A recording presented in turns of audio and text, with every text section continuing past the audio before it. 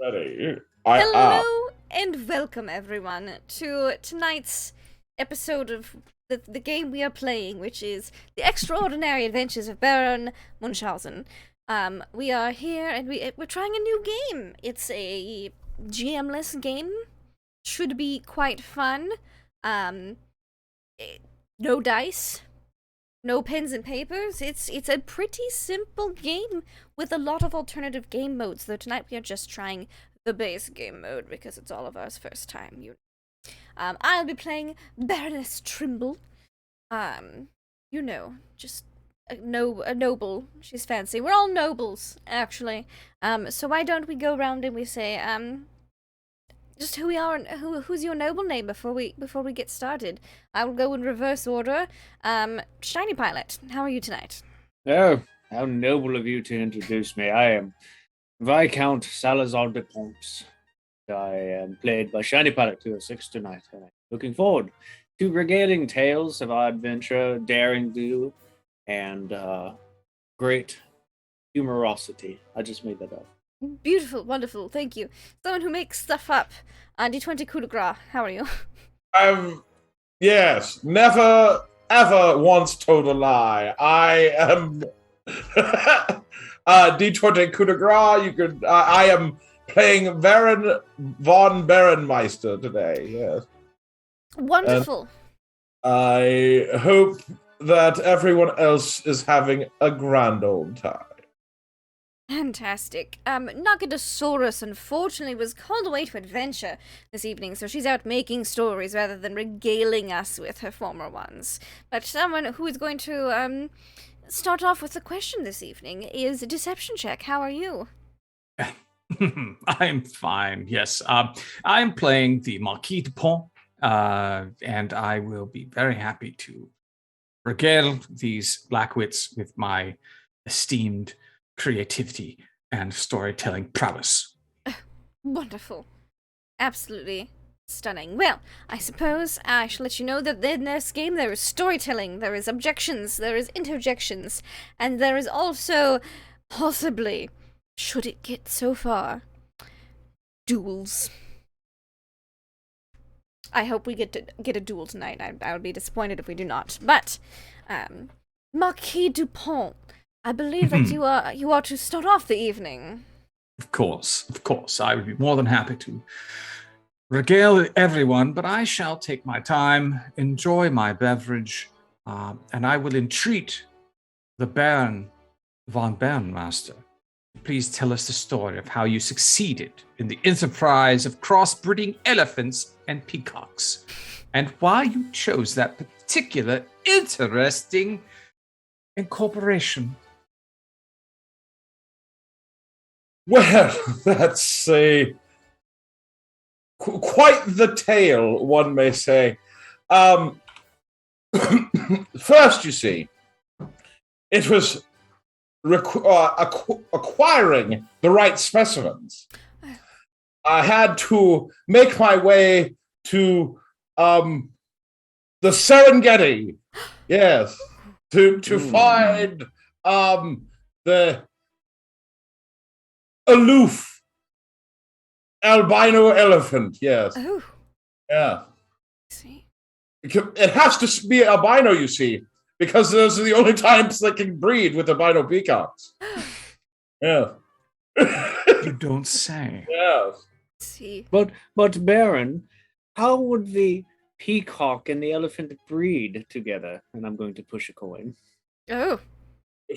Push a coin. Put a point forward onto the table. Yeah, I put a coin on the table, so I'm interjecting on your story. So that means you can either, roll with the question or just Or you can brush it off. You could, you could push his coin away, put your own coin in the middle, and continue your story as you want.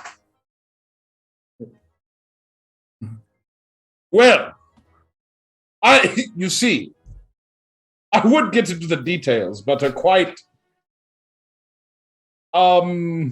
let's say, exotic. Yeah, don't say. Yeah. Fabricated is more like it. But I can say that it does require a lot of coaxing.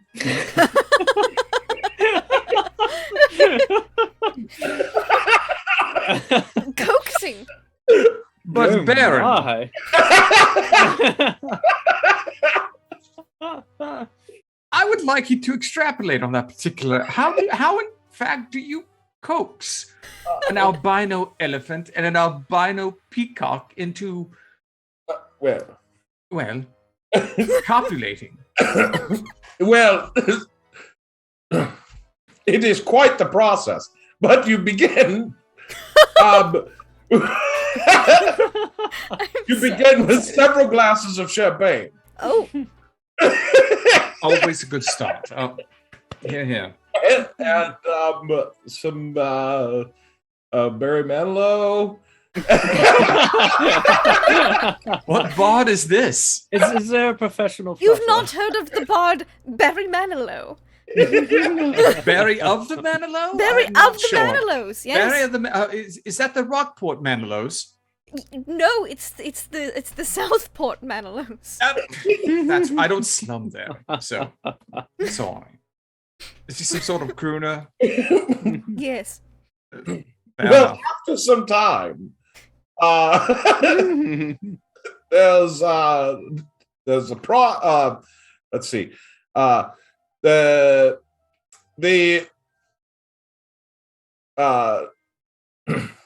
dang it, the peacock will do some egg laying. That's the one. I like lay egging. Lay egging. That's the one. Mhm. And then you'll have the grandest albino peacock elephants. After several months of feeding. Short gestation Raw. period. Quite wonderful and Raw. extravagant. Well done. Yes. But would I move on from that one? Yes. Bravo. Yeah, huzzah. bravo. Yes. Bravo. So I believe that the Baron von Baronmeister in that scene refuted Viscount Dupont's coin, but yes. gained Marquis Dupont's coin. So you would have an additional coin. So I have my coin back. Yes, you would have gained your You keep your coins, so you're still at 4. Got it. Baron von Baronmeister has 5 now, and Marquis Dupont That's 3. has 3. Okay. We're Those just days. keeping track of our coins in Zoom. Yep. Some of us forgot to put their phones on mute. Oh, it definitely was not me. No. 'Twas not No. you, no, nay. No. No, it definitely did not chime like a dinner bell earlier. If I might ask a follow-up question, Baron von Baronmeister, while you're looking over your purse, what would you name an elephant peacock hybrid? I mean, you can't call it the elephant peacock. It's just too big of a word. It's not a creature. It's a. It's obviously a cockophant. Oh, obviously. I was hoping you'd go with something a little bit more less droll, but that's fine. Not what I come to expect from the Gauls. All right, Baron, well, it's your turn to buy a drink for everyone. Oh, I'm sorry. What am I doing? You get to nominate the next Oh. tale. Yes. Yes. Okay. So why don't Viscount Dupont's there? Yes. Why don't you tell us the tale of how it is your portrait has been hanging in the water closet of the Palace of Versailles for the past 200 years? Yes. That is Which is rather. that means that you're over 200 years old to get that whatever. Yes. Oh, but It's sir, not what happened. sir, a man never reveals his age. Never. My father taught me well. May he rest in peace those 300 years ago. So there I was, but a young buck, you see, young lad of about 350. And they decided that they needed a rather cheeky fellow to come over and present himself to the Palace of Versailles And they approached me, and I said, I'm not this cheeky fellow. I am the bold Viscount Salazar de Pont. And they said, no, you're the cheeky fellow we want. I said, well, why? Why? So we need a portrait. A portrait of me? I marched up to the palace to see what this was about. I figured they just wanted to capture my great visage, my jawline, my ripping muscles. But I was, nay, depressed. When I arrived at the palace, they proceeded to put me in a duck costume. And they said, you must now be posed in the compromising position of a goose, even though you are a duck, sir, and you will be painted. However, your painting shall live on forever in the halls of Versailles. I thought for a minute, wow, what a grandiose way to present my family. So there I was in a duck costume, in the compromised position of the geese, being painted. They finished the painting after 8 hours. I was standing there rigid like a mountaintop. I didn't even break one bead of sweat. I did not drink a single cup of water for 8 hours. And they painted, and they painted, and they painted. At last it was finished. Everybody wept at its beauty and its grandioseness. And they immediately hung the painting on the walls. But that is not where the tale ends. See, But yeah. Yes, about that time, there was another gentleman, a rival viscount. He used to live in the neighboring village next door, the one we don't speak about. That man always hated me. Always. And they said, it's about time we did another painting. It's been a few years. So they invited him to the palace. Thought, we could paint him. Not better than this Salazar de Pons. And they started painting him. They didn't give him an outfit or a costume, which immediately means that I was the superior one, obviously. Yes. He broke under the strain. Not 3 hours in, he was begging for a cup of water. He was shedding buckets of sweat where I had stood proud. After they completed the painting, they compared the two. And they found that, yes, my painting was the superior one, his painting the inferior. But there was something amiss. See, they had all these other grandiose paintings around us, with mine shining the brightest, but there was no enlightenment and brightenment in the washroom. They said, we must make this the brightest room in the house, for this is the place where you have some of your brightest moments. And so they hung up my painting in the washroom, and to this day it has stood for over 200 years. But Viscount, I love the extrapolation of this quite fanciful tale, but please, could you tell us how it was yet 200 years ago that you had this done, and you sit here today, strapping young vision of youth, vitality, yes, effervescence? Yes, I am all these things. Please. It is a simple matter of me having found the fountain of youth. I guzzled from the fountain of youth as a young lad. I drank my fill, my belly sloshed, and it has forever kept me young since. But it is a tale I do not regale easily, and would ask that you do not reveal to anyone else. May I have to kill you. But, Viscount, I heard that the Fountain of Youth was just a euphemism for the water in the water closet. That's what they would have you believe. It was just the water in the water closet. Yeah. That is actually a regaling of my story of the Fountain of Youth, put in quite secretly to give a little bit of a hint and a little bit of mystique to the painting. They say, oh yes, here is the Viscount in his duck outfit. They say he drank from the Fountain of Youth when he was a young lad. They only need to prove it to themselves by coming to see me at my manor. So where is the Fountain of Youth? The fountain was found in the deep, dark forests of Africa, of all things. Most people think it's somewhere in the Americas, but no, it was deep in the jungles of Africa, A secluded peak was up there, and I found the one man who could take me there. Thus, that is my tale of how I ended in the water closet. Bravo. Yes, yes, yes. Hey, owe him a coin? Is that what's going on? Right? Because I asked them a question and I owe him a coin. No, you didn't interject with a but But Viscount, and tried to discredit his story. Yes. As long as you don't try to discredit. You can ask questions, of course. Sounds like a legit to me. Yep. Yes. Yes.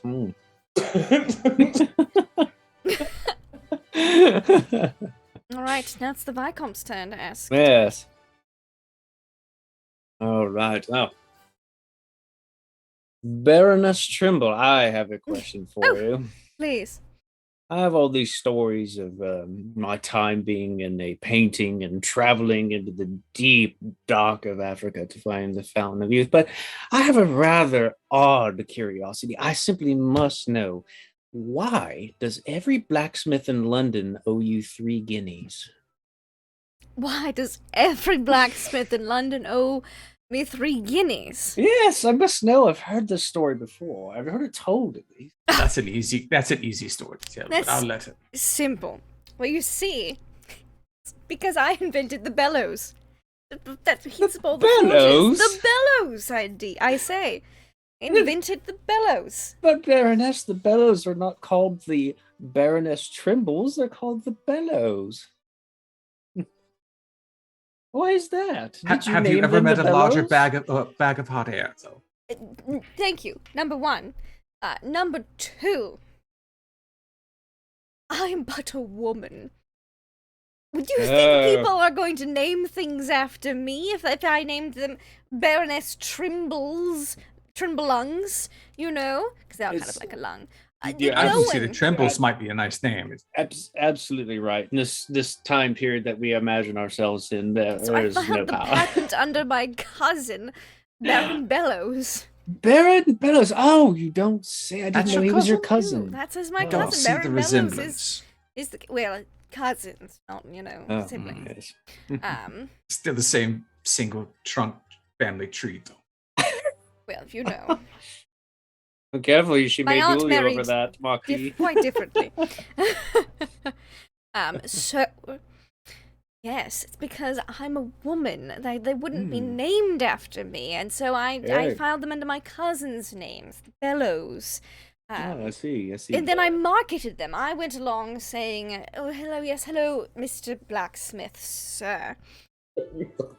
My cousin, Baron Bellows, has procured this amazing invention called the bellows." And they said, "Well, what does it do?" And I said, "Well, you hear me blowing all this hot air. How would you like your forges to also blow hot air and to get even hotter, to heat up your swords and your metals, refine the elements down into more easily workable, less time?" And so they were very skeptical, and I said, "You know what? I tell you what, I will leave a set of bellows here for free today. But if you like them after just 1 week of use, you will owe me 3 guineas. Wow. Every month. And, until the bellows cease working. That's how good of quality they are." And so You don't I say. gave them to all the blacksmiths in London. I made them the same deal. They were all skeptical. But you know what? Every single blacksmith in London still uses a bellows. And thus they all owe me 3 guineas every month. Bravo. Plausible. Yeah. I Thank would you. not dispute your Guinness. I know Baron Bellows. He can never smart enough to create something like that.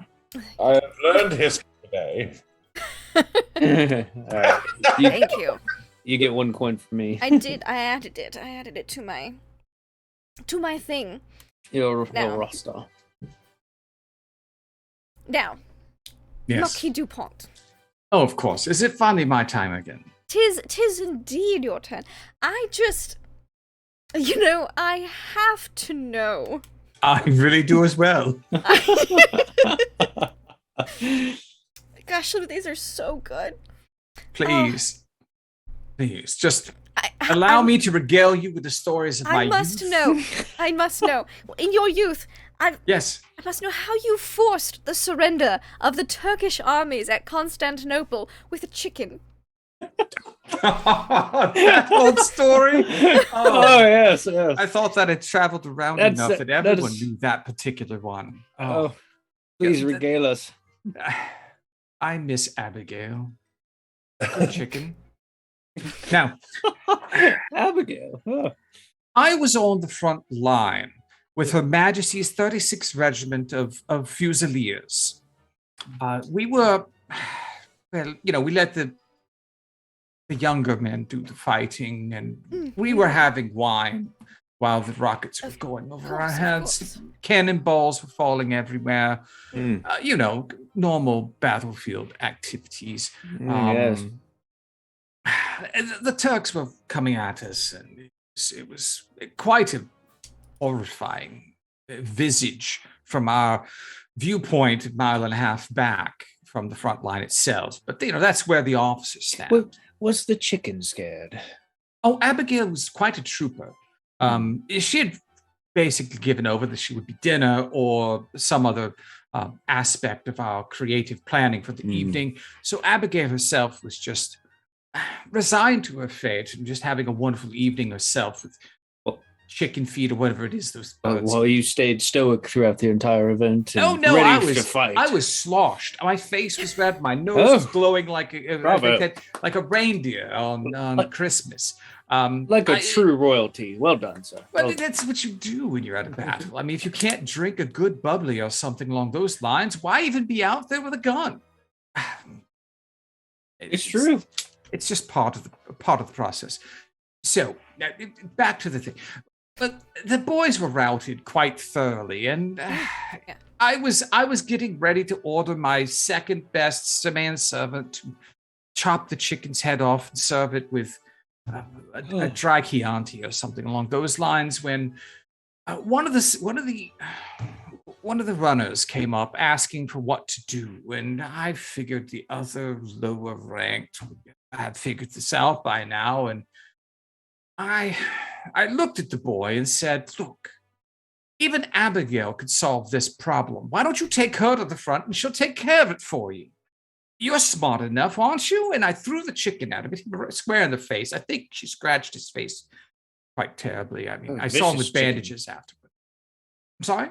Vicious chicken, very vicious. Chickens are always vicious. The lowest of the poultries.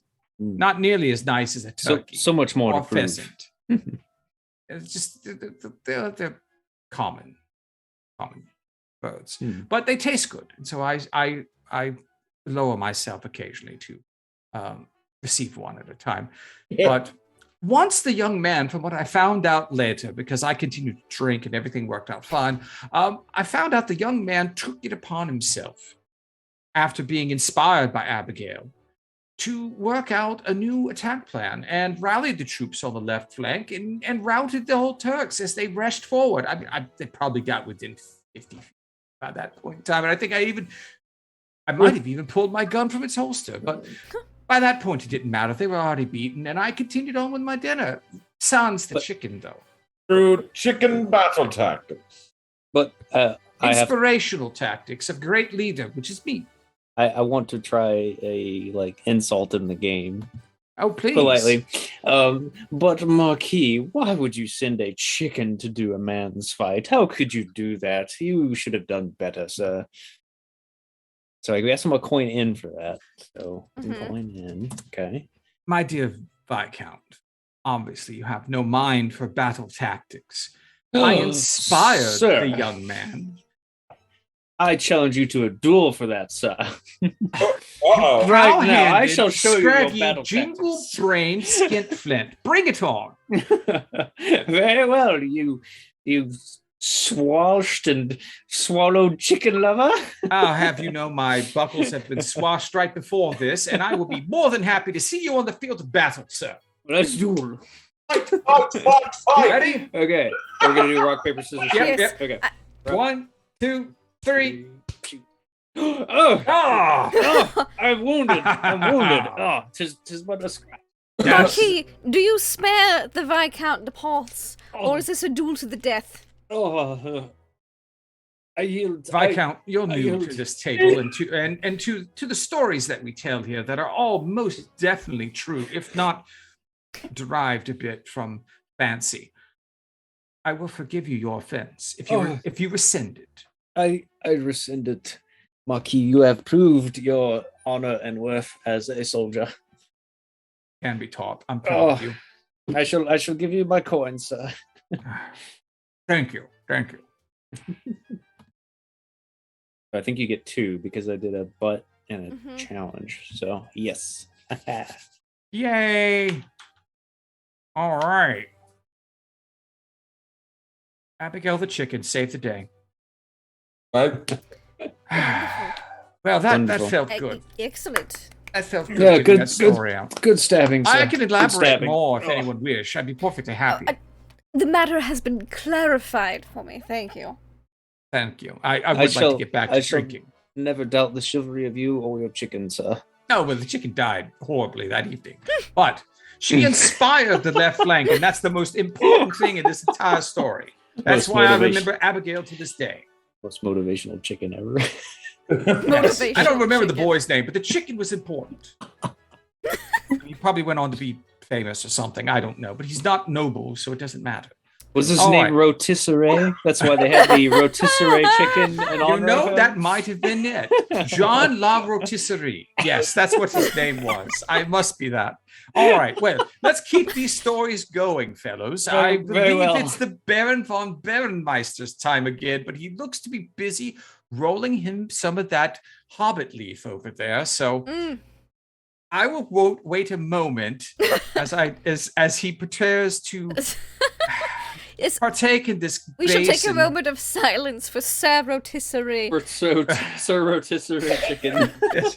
Here, Sir James I pro- Rotisserie. I propose a toast to Yes, Rotisserie yes. chicken. Yes, Yeah. yeah. Yeah, cheers to yes. Rotisserie. For Sir Rotisserie, the sacrifice of Abigail the chicken. And to poor Abigail. May her feathers fly on in the pillows of some person's night pillow or what. I don't know. What, Oh what yes, do they sleep yes. on? We don't stuff the day pillows with chicken feathers. No. It's a night Uncouth. pillow. Yes. Mm. Baron, are you quite done? Perhaps you. Would you like to ask me a question? Yeah. I Yeah, well, insulted. We this- can come back to the Baron, I suppose, Yeah. after we I guess. But this was going to be Yes. such a good story. I But I would give you. insulted your honor. No, let me see. What would be a very good story? Because I had a story, a very good question. Because there's a story about Baron von Barenmeister. I'm very interested to hear. But yes, Viscount. Yes. Yes. I'm hurting. When you visited the Venetian masked ball, not Yeah? a single man recognized you, It's true. but every single woman did. Can you tell us about what led to this amazing? How could that happen? How could that happen? I don't like. Well, yes, sir. I have a story to tell. Given my years of life from the fountain of youth, Mhm. a masked ball is exactly that, a masked ball. Now, most people don't Like that could be realize a the euphemism. rules. I- Yes. Most people don't realize I thought it was in the rules, name. But for a masquerade, masked ball, one covers the face, you see. The gentleman there would not have recognized me, for I am quite a playboy. I sleep around an awful lot with an awful lot of women. I parade myself naked through the streets with my ever base. youthful body. And you see, because of that parading, I decided for this masquerade ball, I would wear a mask, but the rest of me would be completely naked. Thus, every lady there was able to recognize me by my body. But Viscount, everyone. come to the point of the story that made me wish to ask this of you. Yes, you don't say so. You say that you run through the streets of Venice naked. And you are Often. quite a playboy who seduces the young women and older and women, old. all women All women. of Venice. Don't with discriminate your- my age, and I respect that. I don't with your water discriminate. closet charm. So I'm interested in understanding how, if you parade yourself so aptly in your nude form, how is it that none of the men recognized you as well? I imagine many of them would have looked upon you while running through the streets, but now it's just the women who recognize your nubile young water closet toned abs and other features. Perhaps you have another reason? I would hate to think you're lying to us. I'm going to invoke the other storytelling rules to where I don't want to answer that, but I don't know what the wording is. You pay a coin back. Yeah, I'm going to put a coin. I'm going to pay a and you coin refute. back. Oh, Fair enough. That is just a silly thought.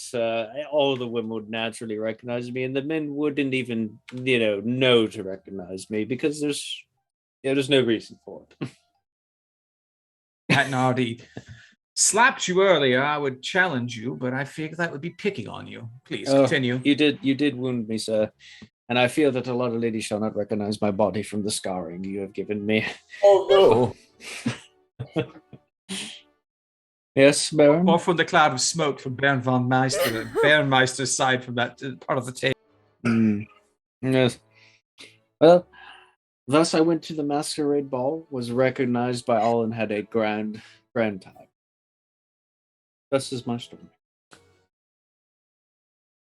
Right? Because you did not answer, you skirted around. That means the Marquis gets that coin. Correct. Already deducted from me. Wonderful. I have added the coin. Wonderful.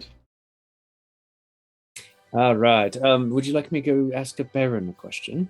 Certainly. Before you do, as you compose your question for the good Baron, I will challenge the Baron that he decided to make his little smoke stick over there because he knew I was coming up to ask him a question. It was his turn, and he was afraid of the question I might ask. All right. My soul burns with the answer for this question, but I will acquiesce my place to the Viscount so that he might ask I you a could question. wait And I will for return another to you. time. No. I will return to you soon enough, Baron von Baronmeister.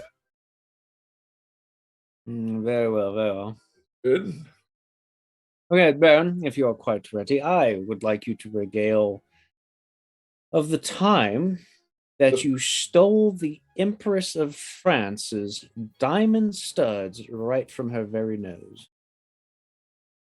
The studs from her nose. Yes, the Empress of France. How you stole those diamond studs right from under her nose. Well, you see, the thing about that was it required some seduction. Oh, you don't Yeah. say, are you a playboy like myself? Oh my. Yeah. Baron. See, I offered her a chance to see my villa in Antarctica. Oh, Yes. see. And the thing was, it was necessary to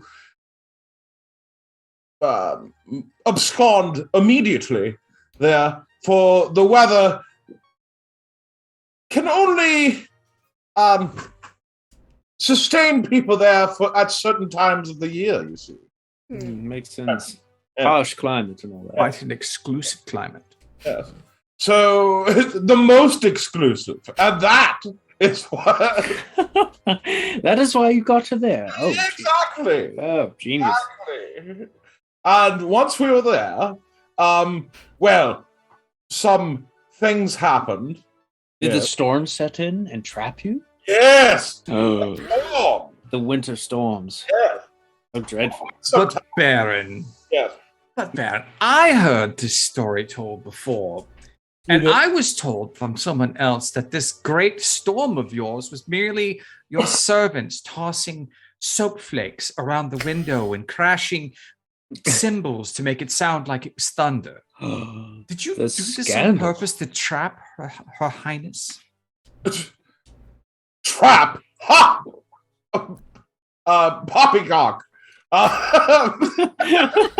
The same one from the elephant story. No, that's a cockaphant, you fool. Oh. I would never do such a thing. But, when there's a storm, you can't have things in your face because the lightning could strike, right? So that's how I got her to remove the studs from the nose. Yes, because the metal. I see. The story of the great lightning storms of Entar. Yes. You were lightning interested in her safety. Well done. Well done. And then, after which, she was just so distracted, she forgot them. And that is how I claimed the Empress's nose stones. Oh, well done, sir. Yes. Well done.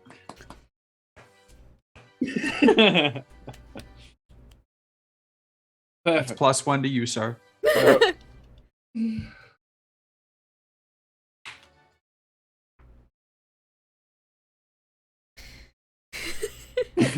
What's wrong, Chip? All right. I'm sorry. What's wrong, Baron? Nothing. Is the smoke getting in your eyes? A little bit. Let's see. So, Baroness Trimble there. Oh, yes. Let's see here.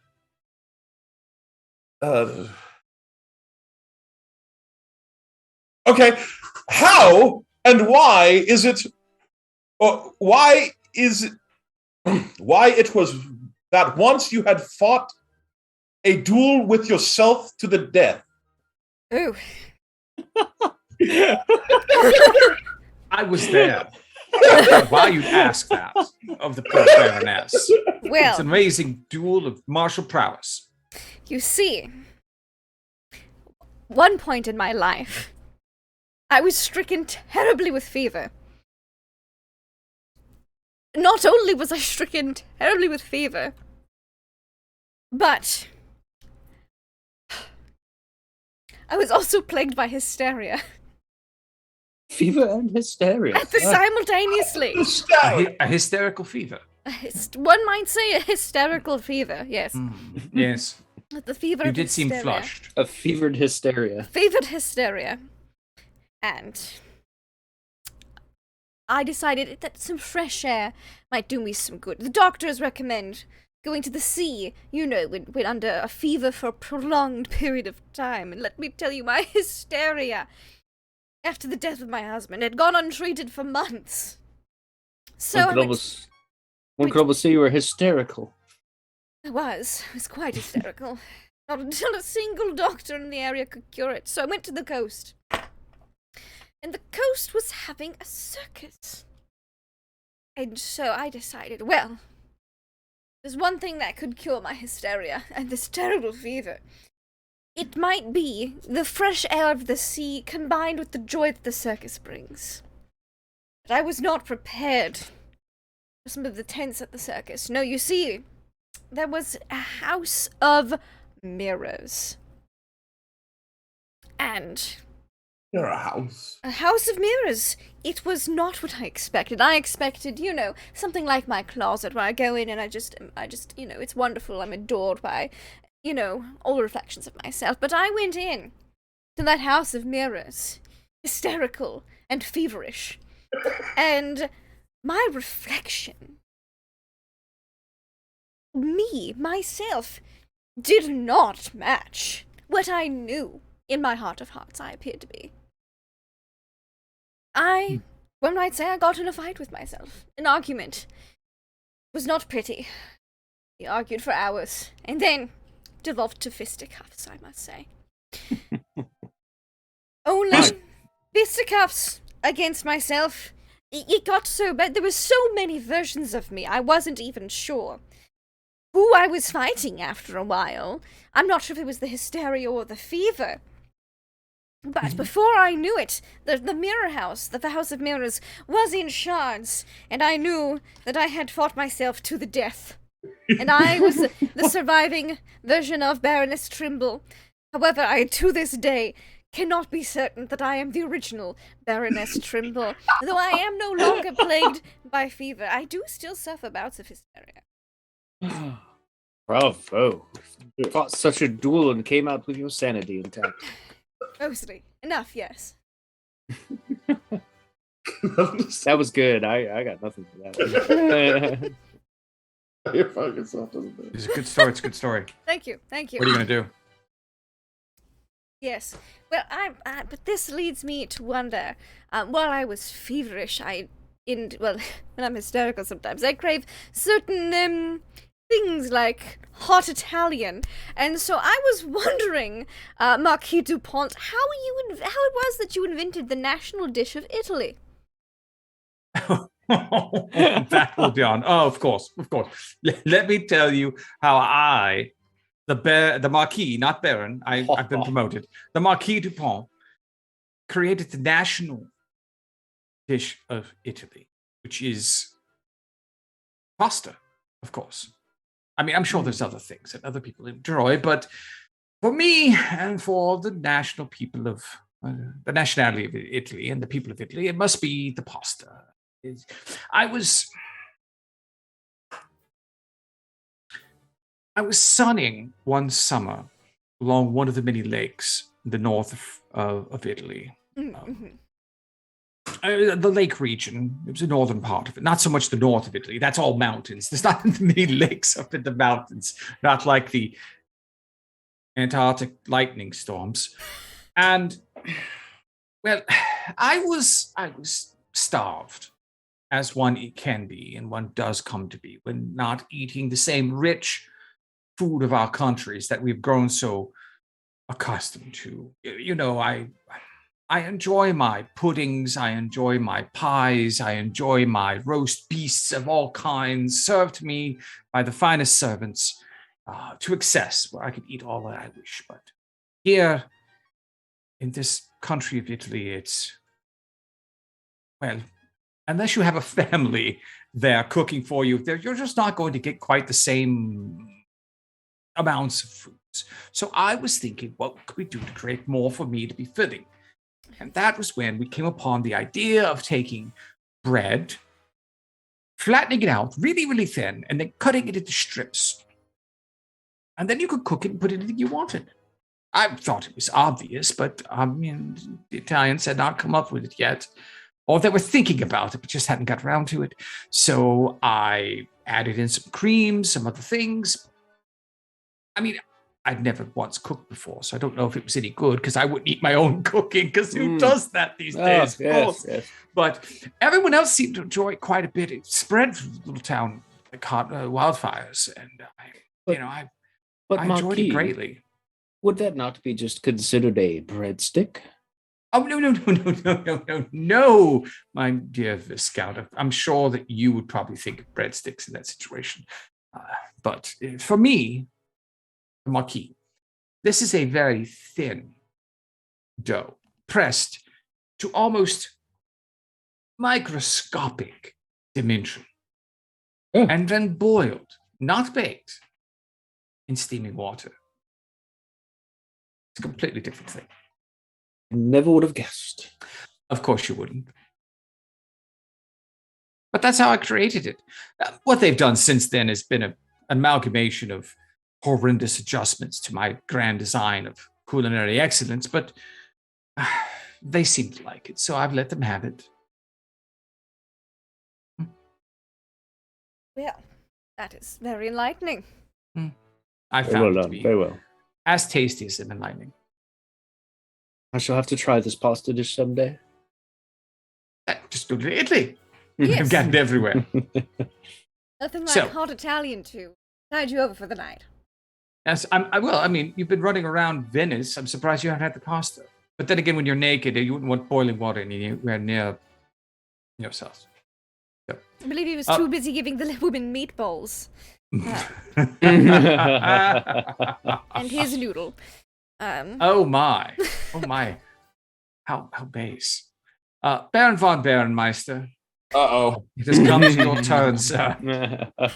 Since no one wished to ask me more questions so I could extrapolate upon my interesting experiences, I get to ask you Wonderful. about one that I find quite interesting. See, I've heard things about you, Baron.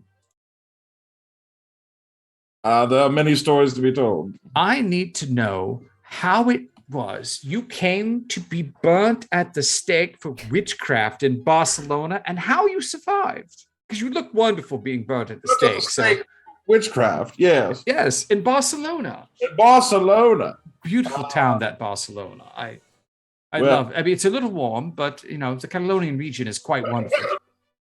You may call it a little warm. I would call it very warm. oh, yes. Yes. I guess Well- on the stake and under fire, it would be quite that. You see,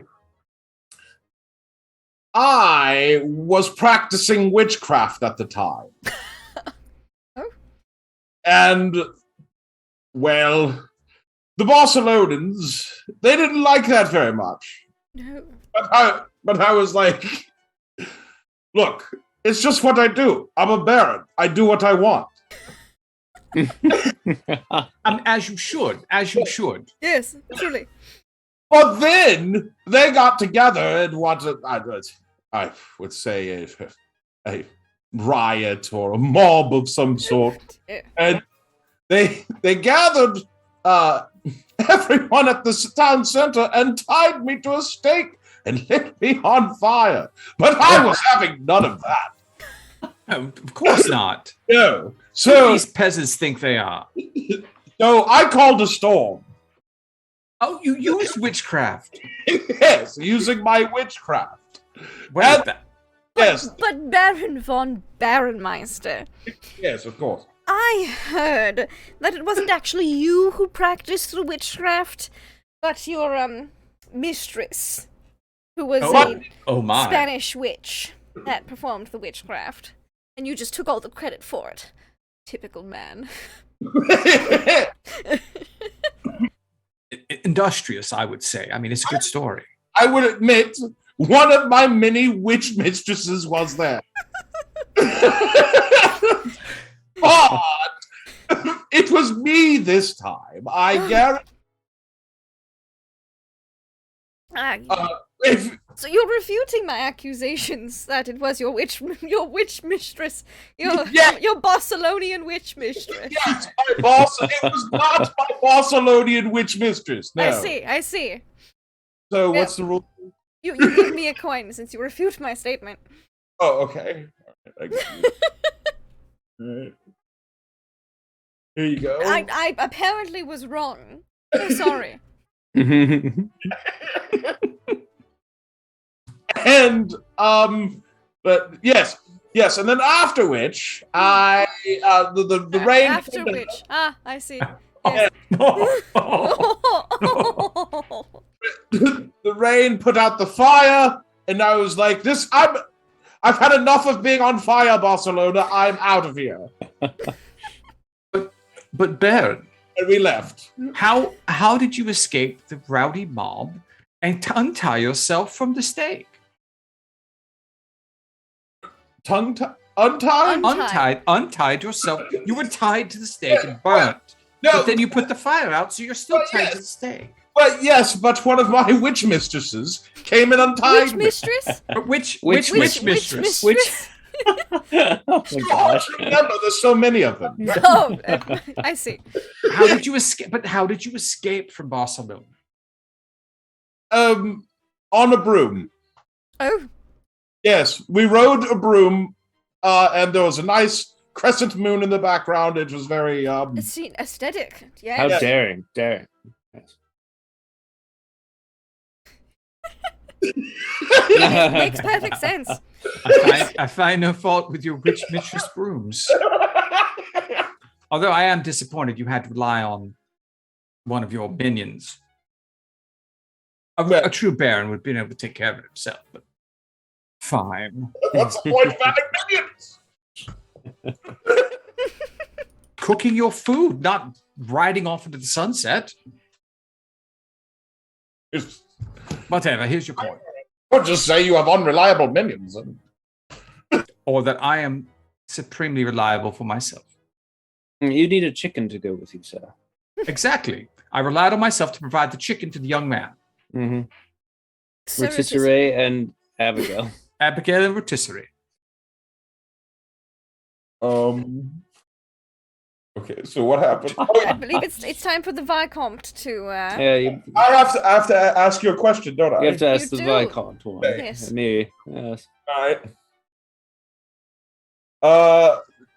Yes. Tell me how you built a bridge between Europe and Africa. Yeah, that's easy story. Yes, I shall gladly tell. What happened to it? Then what happened to it? Yes. It's still there. I rode across it this morning. So you see, this happened about the time that I went to my expedition for the Fountain of Youth.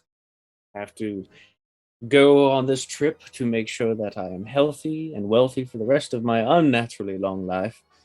And you see, I was told there was a point of land that happened to be closest to Africa, to Europe, at the Strait. There was a pass there. Naturally, that is the best place to build a bridge. And everybody said, build a bridge there to get to Africa. And I said, no, nonsense.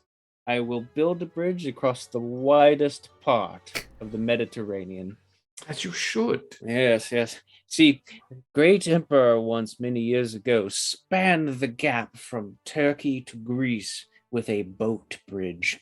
I, myself, being a great purveyor of boats and of craftsmen, assembled an army of carpenters, of blacksmiths, and shipmasters and makers, and we built a floating bridge from the widest part of the Mediterranean across to the top of Africa for our voyage. It took us nearly a year of construction. A full year to build that bridge. All the while we're having to fight off pirates, having to deal with trade embargoes as people were colliding with our bridge or trying to get passage around. But we came up with a clever solution. I asked for taxation. If you wish to go around our boat or underneath it, you must pay a tax. And that funded the construction of the bridge. So you see, that was the process. And we started our expedition across into Africa. We completed my trip to the Fountain of Youth, where I am now youthful and healthy. And we decided on the return trip that we would use the bridge once more. On the way back across the bridge, I was being very, very careful with my step, my walk, and my march. My manservant, however, was not. He was carrying with him a large flaming brazier to light the way and to signal our triumphant return. The man tripped. There was a rogue wave that caused the entire bridge to ripple and shudder, and as he fell forward, he flung the brazier of hot coals all over the bridge. We had to run for our lives. Me, naturally being now young and vigorous, I outran everybody. Made it to the far side, and I shouted encouragements to my men, and I grabbed a hold of the anchoring ropes that held the bridge in place and bear on them. But Viscount. Yes. I heard from a little bird that it wasn't your manservant carrying a large brazier across boats that set the boats on fire, the boat bridge. I heard that you sneezed and dropped a candle, and then blamed it on your manservant. No, that's absolute nonsense. For you see, I have no allergies. It is impossible to make me sneeze. You could have anybody come up and tickle me right now. It's impossible to make you sneeze. Yes, it's absolutely impossible to make me sneeze. I am sneezeless. You refute that, sir. I find that to be quite outrageous, but it is your story. Please continue. It is an unfortunate side effect of the Fountain of Youth, for you see, it makes you perfectly healthy and unable to sneeze. I discovered that on my trip back. See, the Saharan Desert was a very dusty place, but not once did I sneeze. It was all rumor and hearsay, made up by my manservant to discredit me, for he is the one who dropped the brazier and set alight to the bridge. I see. So you refute my statement, sir. I do. Some of the rumors that I've heard. So I have to put a coin in? Mm-hmm. Okay. Mm-hmm. Okay. All right. Well, I see. It's all just hearsay. Yes. I apparently was wrong. And thus, we made it across back to Europe from our trip. The bridge burned and the ashes drifted away into the Mediterranean. And some say that the waters remained a nice charcoal gray color for a week with the amount of wood that burned. The lights were so bright they could be seen from the mountains of Russia. I remember that week. Hell of a week. Yeah.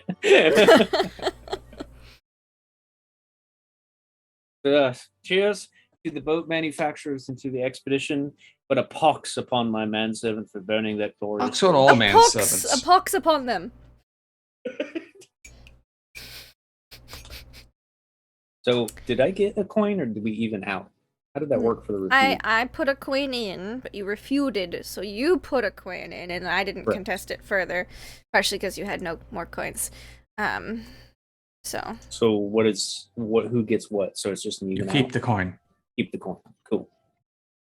I think. Or it disappears I into the got to ether. read the rules yet for it. I guess it's just probably a neutralization. I That's don't- fine. I think we're playing these two. I'm not worried about the coins. The I was just first who curious. admits they're wrong claims the entire stake. So. Well, then a duel. That's what Shall we duel over this? This is true. What? You could duel me. Did you want a duel? I'm a lady. Do you challenge me to a duel is the question. You must be a brave man to lose a duel already today and then fight the woman who dueled herself to the death. Yes. But think of the stories they will tell as I duel this woman who dueled herself to the death if I win the duel. But if you lose, sir, think of your house. Think of your name.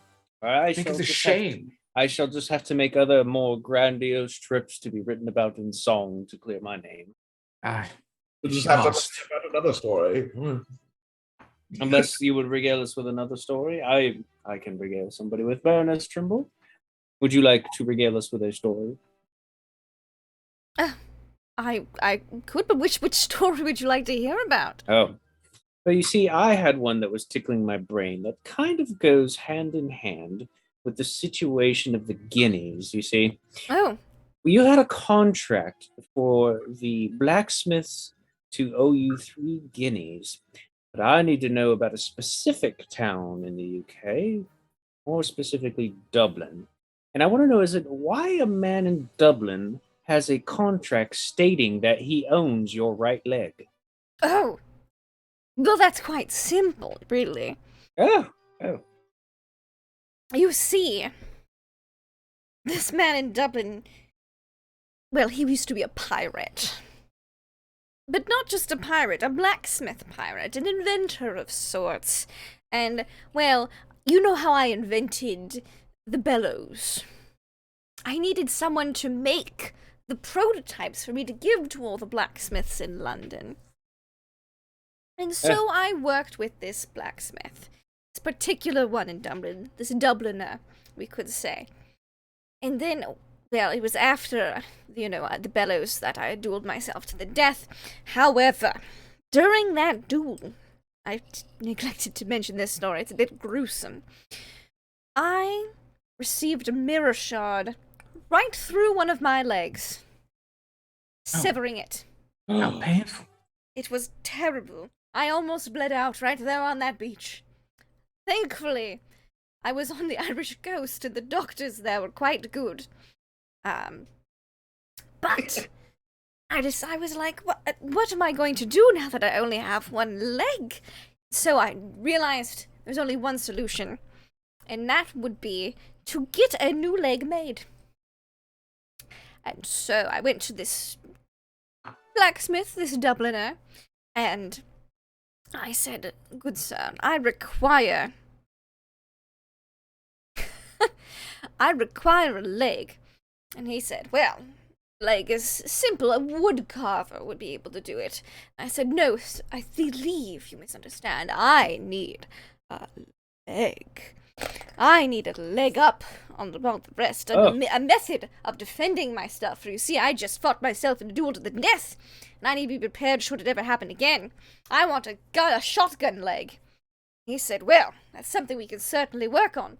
A blunderbuss leg, I'm sorry, it's more fun. And so this man crafted me a blunderbuss leg. However, since it was the only one of its kind, he required me to sign a contract stating that he could have it post-mortem for myself. It would not be buried with me. It would go back to him so that he could tweak it and examine it, put it on display as one of his finest pieces of work. Oh, how And fanciful. so, my leg, and I hike up my skirts to show you my blunderbuss leg. Oh my. The heel, on my shoe pops open, and that's where the blunderbuss shot comes out. I load in the knee. This leg, right here, it is property of that Dubliner. But I get to have it until I die, so I think it all works out pretty well in the end. Oh, Impressive. fantastic. Maybe someday, Baroness Trimble, you'd let me shoot a load with your leg. and I apologize to those viewing at home. I accidentally said Dublin in UK. Dublin is in Ireland, and only North Ireland's in the UK. So I apologize. My mistake. Okay. Yeah. It's a good thing we're in 17-something. Yes, 17 UK doesn't exist yet. Perfect, yes. Yes. So, we are in a crazy, wacky, I hear goofy, your wobbly time. proposal, Vicomte de Ponce, but I've also heard that you are quite a player. I might be the biggest player. I might be a widow. It doesn't mean I'm easy.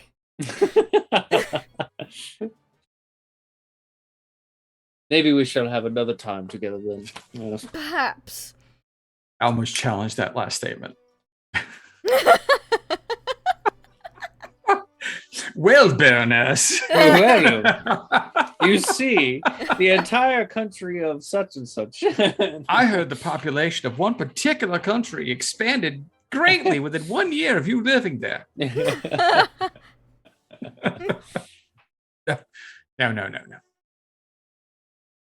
All right. Well, I suppose it's time for another one to tell a tale. Oh. Yes. Yes, I believe that, Marquis, your stories are just so intriguing that I would love to know. Have you prevented the white cliffs of Dover from turning blue? Wow.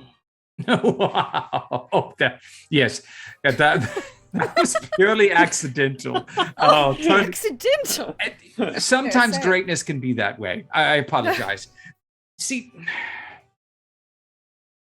the White Cliffs of Dover are the national, the first thing you see when you sail across from France. I mean, you're leaving that land, coming to our land, and you see this beautiful wall of white, saying that could say many things that I won't get into. Yeah. Yes. No, we all know. We all know them. Wow. Yes. That was going really bad quickly. That was going so bad. Rewind. It signifies and the then get back purity to- of our fair nation? Yes. No. The purity of the inspiration of our country. Mm-hmm. That's just, we are white as the driven snow. Yes. In that we are pure of heart, pure of action, pure of deed, and are looking at having spotless clothes. And myself, I tend in the summer months to like to wear the white suit. We all know that the most formal of tuxes comes with a white coat. Of course. But I truly believe that a pure white tuxedo with white tie and all the accoutrements just helps me stand out a bit from the rest of the normal nobility as they are. And, well, it was this fact, and summarizing on the coast there near Dover, because I was planning on taking a small sojourn to France, that I noticed the locals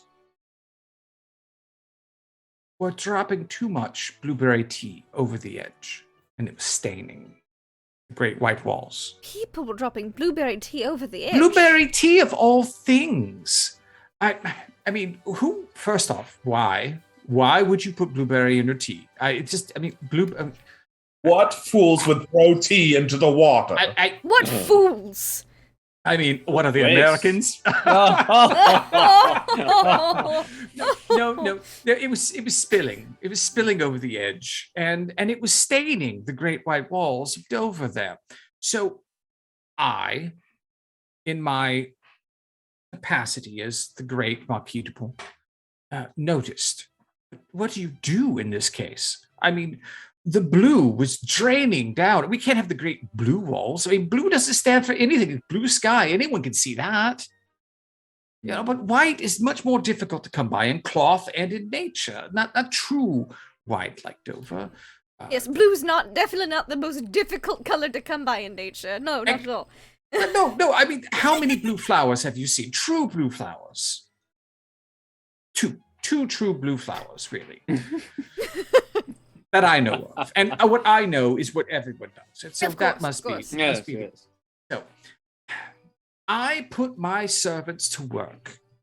And we thought of ways like, how do you keep my, because I will have you know, when I do get into my cups, I can occasionally be a bit on this sloppy side on occasion. Aren't we all?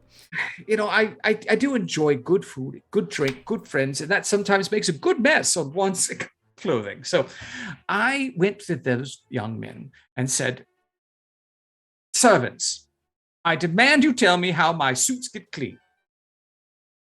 Once they decided that I was actually asking them a question and not just speaking above them for effect, which I do regularly, it's something that you do, they let me know exactly how they clean my clothes. And by learning this fact, I was able to command the local regiment to do the exact same thing along the side of the cliffs of Dover. And that draining of great, horrendous, aggressive chemicals allowed for the cleaning of the great cliffs of Dover. But Marquis Dupont. Yes. I've heard from my own laundress that the best bleach to clean white clothing with happens to come from a chamber pot, the piss pots, some might say. You are actually correct. Oh. It took a month of urinations from the regiment before we were able to distill enough to pour down the side. Now, the smell was horrendous. You can imagine. But, the peasants are used to that sort of thing already. They live in piss anyway. So it just added to the ambiance for the young and the people there. Instead of the White Cliffs of Dover, it should be the White Cliffs of ammonia. Right. Too true. But the only issue was that it was a great fish die-off that year too. So we did destroy the economy of the southern counties of Dover was already poor. Dover is clean, and that's the most important thing. So that when the French sail across to see what real nobility looks like, they will see the clean white walls of Dover and understand. And they will remember the day that a regiment pissed on the wall. Well, the regiment pissed for a month to pour Pissed down. for a month, Yes. to bleach the wall. Come to find out, all you had to do was just chip away a little bit, and the whole face would have fallen off. It was white right underneath. So it could have been a lot easier and a lot less death of fish. But, we had to act quickly. We had to act quickly. And thinking is not what a noble is supposed to do. We're supposed to act. Drastic times call for drastic measures. Look at my bridge affair. You must do what you have to do. Exactly. Especially beheading your servants when they know the truth. Well, so are we good for another round of stories? Oh, yes, I believe we should have one more round. One more round of stories. One more Wonderful, round. Wonderful. I can't wait because I have so many questions from Baron von Barenmeister. I love his stories and live wrapped for them all. They are the most amazing lyrical compilations of words and choices of diction and punctuation and bullshit that I can't help myself. You're welcome, Baron von Baronmeister. Now, I would like to know, and I'm sure Baroness Trimble and Viscount de Ponce would love to know this as well. How was it? You stopped the eruption of Mount Vesuvius with only the contents of your saddlebags and the help of your servants. Well, it is quite the story. Yes. Well, I should definitely start at the beginning. One of my witch mistresses. Oh, those witches again. Yes. Those witches.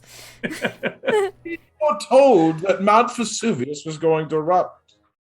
And the thing was, I had an event planned that the eruption would have just ruined everything. Everything. So I said, no, we can't have this be. Matilda, we must stop this. Quite a witchy name. Yes, I believe so. And let's see. So yeah, Mount Vesuvius is known as such a great volcano. I mean, I am rapt to know how you did it. Well, it is quite the tale. First, we had to head to the top of the mountain. While it was erupting? No, before the eruption. Oh, I was going to say, you're braver than I gave you credit for. Of course I'm braver than you gave me credit for. I certainly hope so. We went up to the top of the mountain to look down into the maw of The notoriously most dangerous part of the volcano, the maw. Yes, the maw of the volcano, yes. And there we performed a ritual of non-eruption. Yes.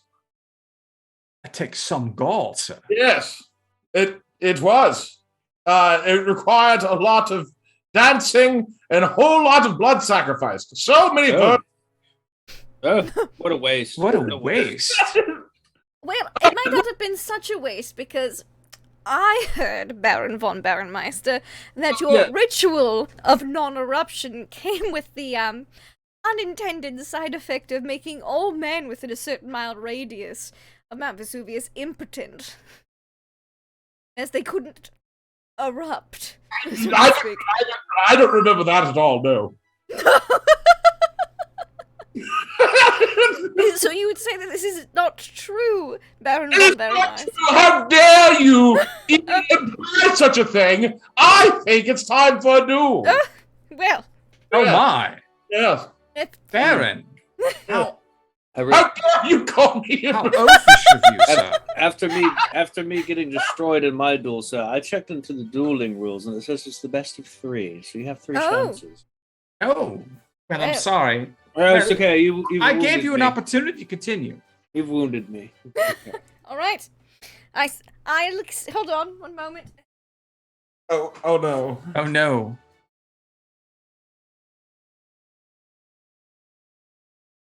Accept your duel. All right. You're lucky she didn't put glass in that one. Yes. Hold it from her leg, placed it in there. Best of 3, right? 2, 3. Oh, snip, snip. Baroness gets the first hit. 1, 2, 3. Oh! The Baroness shows her martial prowess again. So I give you a coin now? Yes. Okay. Well, it also proves that your story is bunk, sir. Of course it is. But Baron! We've learned that all the men around us within 10 miles of Mount Vesuvius were rendered impotent, so the loss of the virgins wasn't really that big of a deal. Yeah. I'm done with my story for now, I think. No. Oh, Baron, don't let a small thing like being beaten by Impotent. Baroness and your impotence be so disarming of you, sir. I'm gonna go Please. see my witch mistresses. Ask them Well, to conjure up an Agra Vi. I'm beginning to question the existence of the witch mistresses now. I mean, if we can't believe about Mount Vesuvius, what can we believe? My life is a lie. You're not even a baron, are you? Oh no, that's sad. Damn it! I'm sorry, Trip. Someone in the chat's like, now I see why he's into witchcraft. I get it. Like, yeah, no. Bells just the potion of Viagra. Isn't that a wine? Okay, so You'll take. Lucky. Why don't you tell me then of let's see. Wait, is this for the This Oh, should be you want me to do a Viagra. rebuttal story? Wait, hold on. Would you like me to tell you how you stopped Vesuvius? Wait. Wait, where are we now? You're either telling me one, or you can tell. You can You finish your Mount Vesuvius eruption ritual Oh story. yeah. Or you can pass to Vicomte and ask him for a story. All right, I'll ask you, Viscount, for a story here.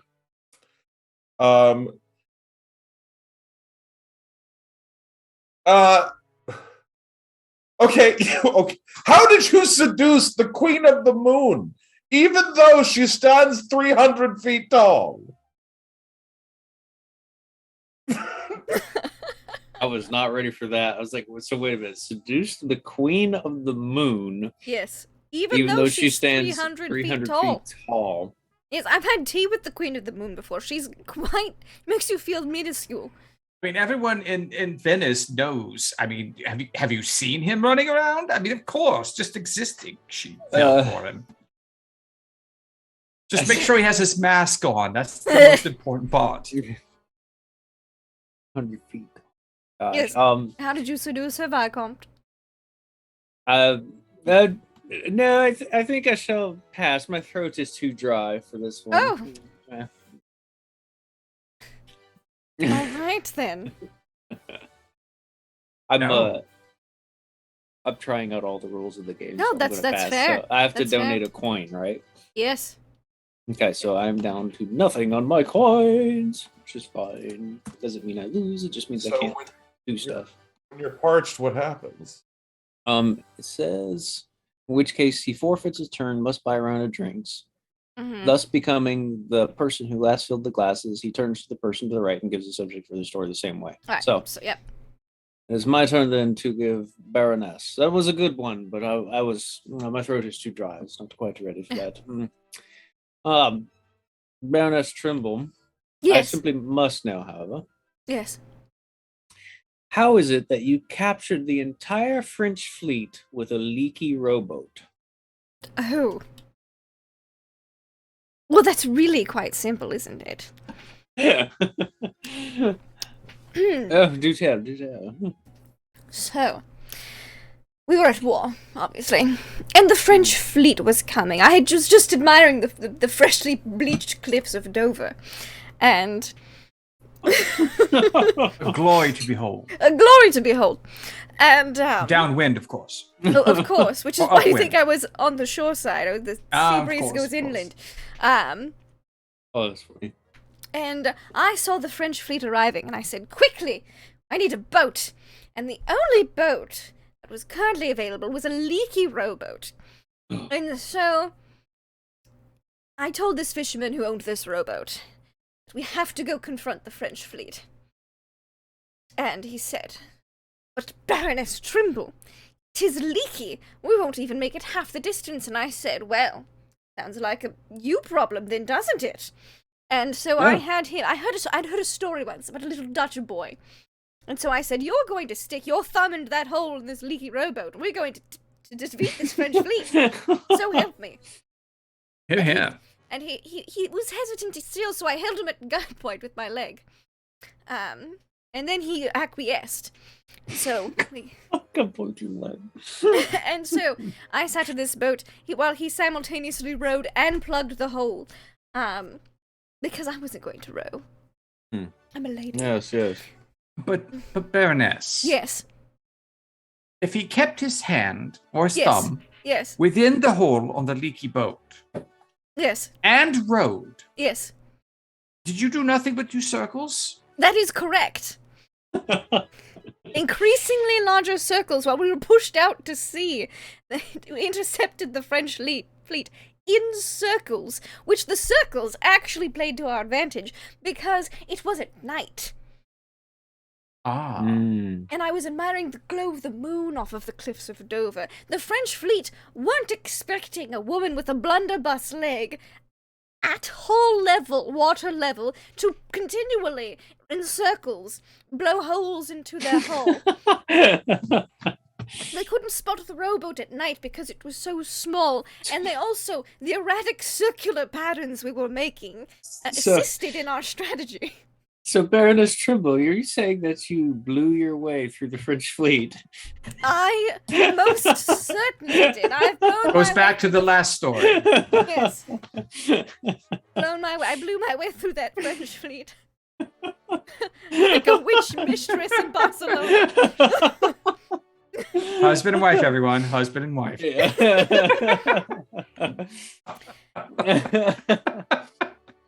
And then, once their ships had sunk and the survivors had swam to shore, I blew them all again.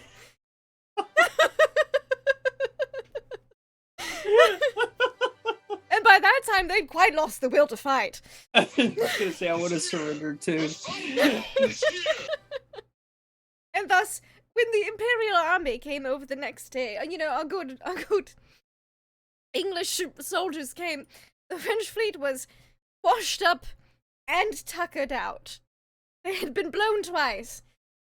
And, 2 different ways, and, well, I had done my duty for my country.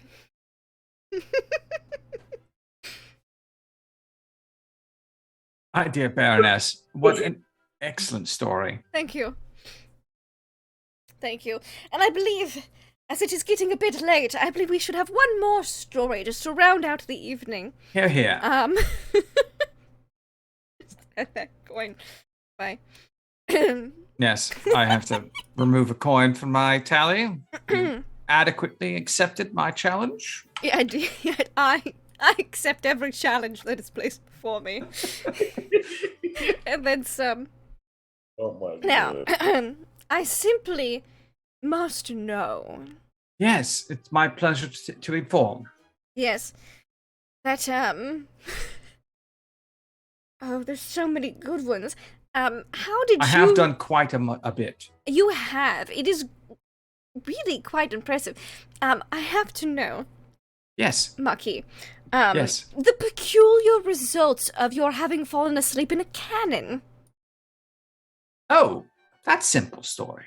Yes. You'd like to know the results of my afternoon constitutional within a cannon. Constitutional. I was resting Oh, yes. That's what constitutional means. and relieving. Oh, yeah. Oh, there we are. Yes, there we have it. Look, when a person of my stature is stuck in a position where there is no water closet When you for say one stature, do you mean height or title? title, Oh, yeah, I have to check. title. When one is when you find oneself without a proper water closet, Yes. it's about the honor and nobility of our class that we don't let the lessers around us see when we relieve ourselves of our Of course. pressures, Yes. if you will. You needed to shit in the cannon? It was out of the way All right. I didn't need anyone to see, and my servants were nowhere to be found. I didn't have one of those beautiful. They carry around these little poles with an umbrella on top and curtains, so I can just sit in a hole convenient. and take care of myself. It's a portable outhouse. Yes. Great innovation. You just run around and have someone dig a hole for you. Everything is fine after that. I even have my own little hand carved monogram stool I sit on. Little hole. It's quite comfortable, but. At this particular outing, I had wandered off to look at the local regiment, see how they were doing, being a noble and highly ranked within a major of the particular region. I retired now, but I can still hold my own with the boys. So I was up on the battlements with one of the 16-pounders, and, well, the urge came across. I needed to take care of myself, and there was no way I was leaning over the side of this battlement to fertilize the ground below. So I figured, after the third bottle of wine, why not crawl within the cannon, hide myself from those prying eyes of the lessers who want to bring us down and denigrate the nobility. So I crawled in, but my poor inebriated state did not allow me to understand that today was firing range practice. Ooh. Cannon was already loaded, but there is just no soldiers around to warn me of this particular unfortunate event. So as I was preparing to relieve myself within the cannon, I came to find myself flying across the English Channel atop a cannonball. Now, most would find themselves quite put out at this particular most particular would position. Indeed. Yes, but I took it upon myself, being an avid flyer. I've been done to balloons, and I understand the intricacies of wind currents and aerodynamics. So I put my arms out to the side, creating what looked like a bird flight. And I directed the cannonball all the way across the English Channel and landed in Normandy in time for a wine tasting. It was wonderful. It took me a while to get back home, and my friends and servants were quite put out to find out later that month that I was on the other side of the channel, but I had a grand time. Sounded like a shit show. It was afterwards. I have no questions. That is Are you wonderful. sure? I can extrapolate further and farther. I might just have one question. Please do. I heard that it wasn't Probably a wine tasting that was happening on the beaches of Normandy when you arrived, but instead that it was a beauty contest, a beauty pageant. Oh, no. That was going on at the same time. Oh, at the same time. I landed among the beauty contestants. Ooh, yes. see. And then, because of my obvious stature and nobility, I was asked to judge the beauty contest. Really? And then with the winners, as well as the losers, and every other participant available that was there, all of them attractive young French women, I invited them to the wine tasting to come with me as my guests, and the lower class were my servants. They were happy to be that way. Fascinating extrapolation. Oh, it made for a grand month in Normandy. I'd imagine so. All right. Well, what a tale. Bravo. Huzzah. Thank you. It was quite an experience. I enjoyed my time completely. Well, it seems that my glass is a bit dry this evening. I think we've all run out of drinks, and it's going to be time to pay the tab. And we know that the person who pays the tab is the person who had the best stories. So we all get to vote.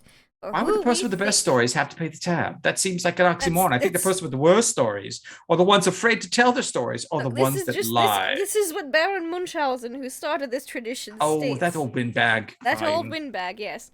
Fine. So, We all vote who, except for Viscount de Ponce, because he has no money. Oh no! Who has the best stories? And you don't divvy up the coin purse; it's all in. So, Well, luckily, Baron von Barenmeister has his Gaulish coin in there. It would look like a big pot, at least. the conversion rate, though. Oof. Well, we'll tip in that. We'll let the servants take care of that part. So, I say, since Viscount de Ponce does not have any coins, that we message him, and he will tell us who the winner is. I say we all write our votes out to him. Oh, well. Yes, Who we think had the best stories. Well, then I will do that right now. I have handled the rumblings of my manservant. Wonderful. Good. As well you should. Yes, yes. Right, who do I think had the best tales to? They were all so wonderful. I especially enjoyed the Antarctic lightning storms. Yes. So I am to be receiving votes from you as to who had the best stories, and I am to announce the whoever. Yes. Yes, very well. For example, if we all vote, and you cannot vote for yourself. That is one of the rules. Oh, of course. Yes, not. of course. That would be droll. That would be droll. Preposterous. Yes, and it'll be however much total coinage that they received. So, for example, my vote weighs a bit more right now than the Marquis, but if the Marquis and the Baron vote for the same person, I vote for someone else, theirs would win because it has the most coinage behind it. So, that is my vote. Oh, well then. So I see I'm flipping through the notes here. Looks like all the votes are in. It is a obvious victory. Oh. The winner for the night is the Baroness. Oh. Yes, well, yes. Then, I suppose I shall have to cover the tab this evening. Yes. You win the night tonight, Baroness. Your stories were magnificent to behold.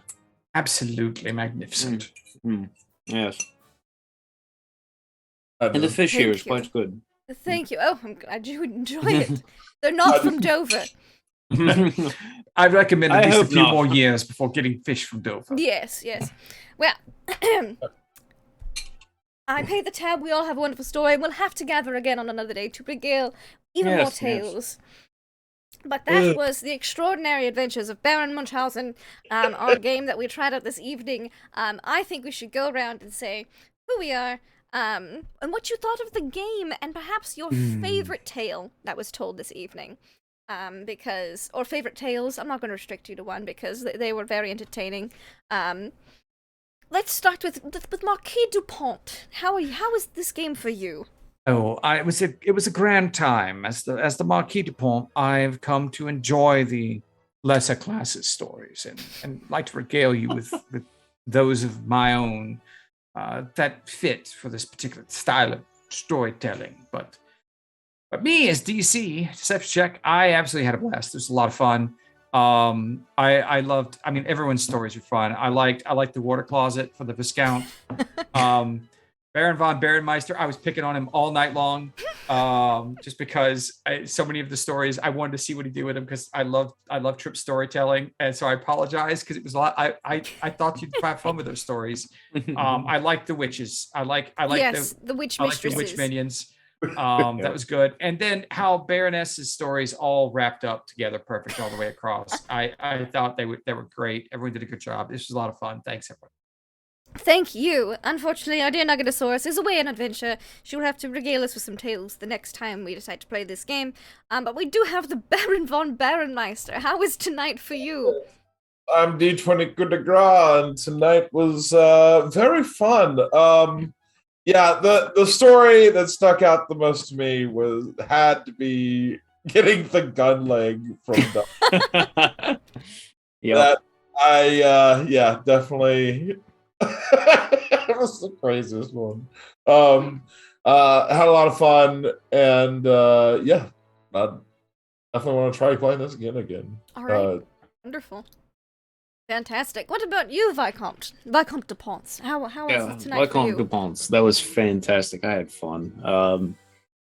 Shiny Pilot 206 is where you find me here on Lindy's channel Mondays, Tuesdays, and when we play Aliens. In no particular order. I loved all the stories. No particular order. I loved and did not expect how you were going to handle the sinking or the capturing of the fleet with the blowing of the sailors with your leg. It's just the tie-ins. I blew them for once everything. and I blew them a second You time. blew them once and you blew them twice. Yes. And the fact that you tied everything in was fantastic. I didn't expect that with the leg and the rowboat. That was funny. And the witches for Baron von Baronmeister were fantastic. I love that story. And then Marquis de Pons, I loved the chicken. The chicken and Sir story. Rotisserie. And Sir Rotisserie. Oh, Abigail. Yeah, and Abigail, that was You fantastic. will be remembered every time on Sunday dinner. I had no idea how you were going to wrap that up too, because that's the fun of this game. I want to play this again. I love these quote unquote impossible scenarios that you have to embellish upon. I think that makes it so fun. So thanks everybody for watching. Fantastic. And that leaves me, Baroness Trimble.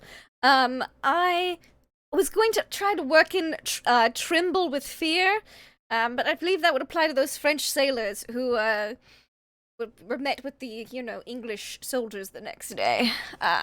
Like... Anyways, maybe that's why they say when you tremble, your knees are weak. Ooh, perhaps indeed. Yes. Yes. When you tremble with fear, your knees are weak. But favorite stories. I loved the moment of Antarctic lightning storms.